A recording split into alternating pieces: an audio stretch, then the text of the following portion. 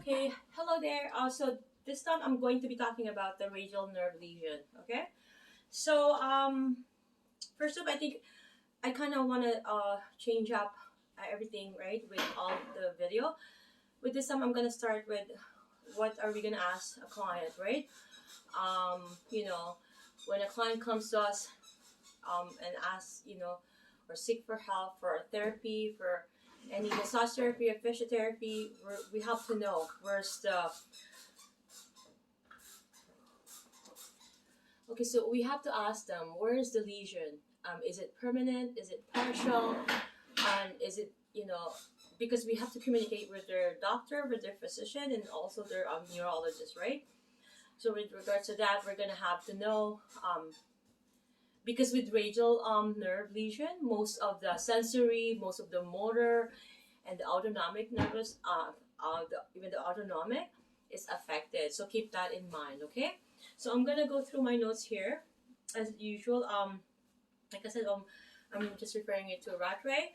Okay. With regards to the lesion site, right? So anything that is the distal will be affected, right? And an opposed, antagonist. And to explain what is an opposed antagonist is that with radial nerve lesion, there. Keep in mind, this is all radial, right? There's 12 muscles on the extensor's forearm. Only one arm, triceps, right? There's 12 here, which I'm going to mention later on. And they're all radial nerve. This is musculocutaneous, right? So they're all, it passes the axillary and all that, but this is all radial nerve. Meaning the extensors is affected, right? So their inability to extend the wrist is the problem. That's why they have the wrist drop. In comparison to the lower limb, they have the foot drop, right? But let's not complicate things. So this is a wrist drop situation. They're not inability to do an extension. Why? Because the radial nerve is affected, okay? So we stabilize that.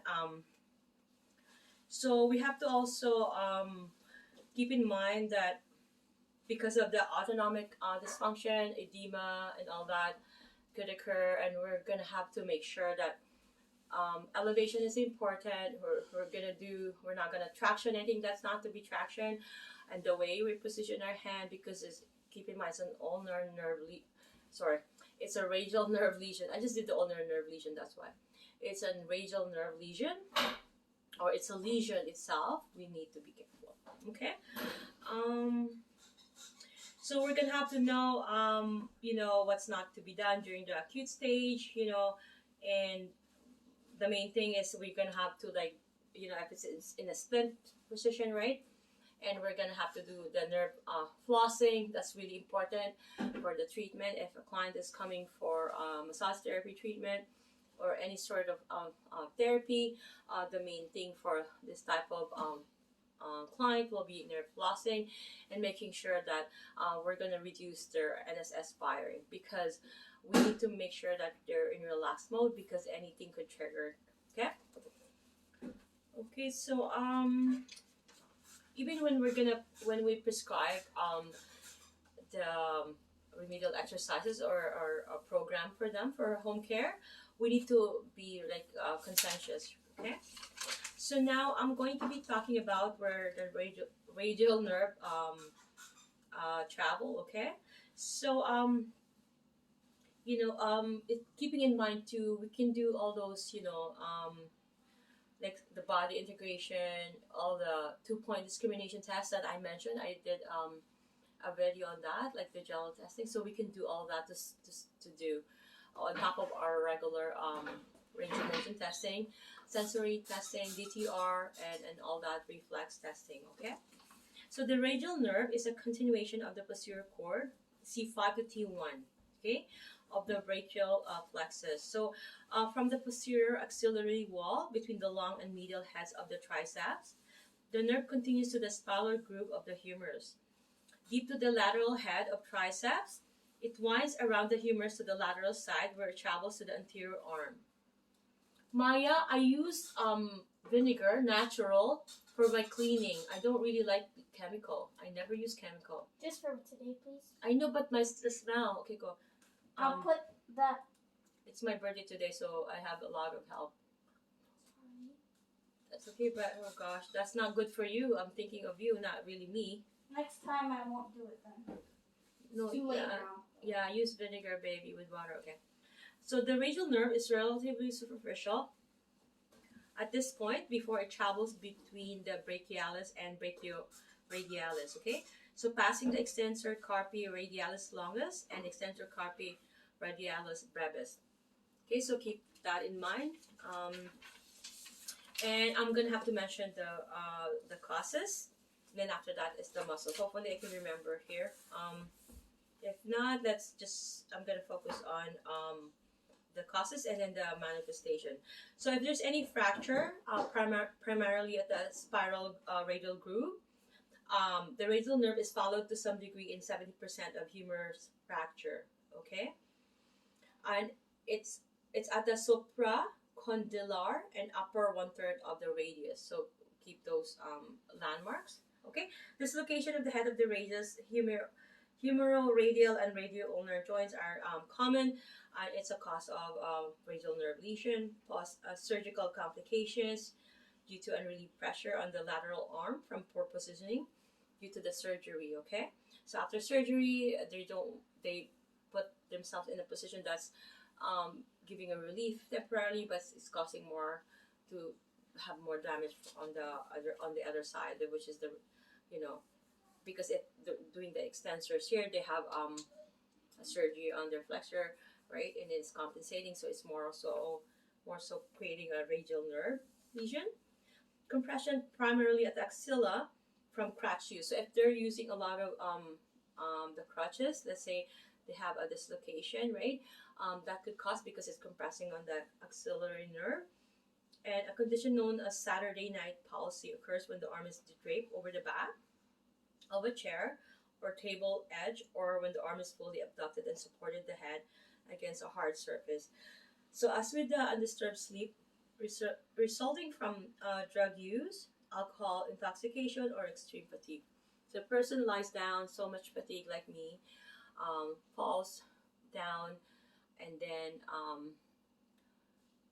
eventually land up with their armpit in a hard surface of a couch, an old couch perhaps, or perhaps a metal handle couch. So that will create that, or right, the Saturday night palsy, temporary radial nerve. And if it's not taken care of, could, like I said, nerve compression, it eventually in a matter of time can lead to a nerve lesion. Okay, supinator syndrome could also cause a radial nerve lesion. It's a compression that could occur in the forearm. So fibrosis, usually due to overuse at the site where the nerve penetrates the supinator muscles, it leads to the syndrome. Okay, so the compression may result in a first degree, which is the neuropraxia, or second degree, axonomesis nerve lesion. So generally, the half to lower third of the upper arm is 3 times as common an injury site as the proximal third. Okay, I've mentioned the manifestations. Therefore, earlier wrist drop, and when the injury is proximal to the elbow, before the radial nerve branches out, both sensory and motor functions are affected.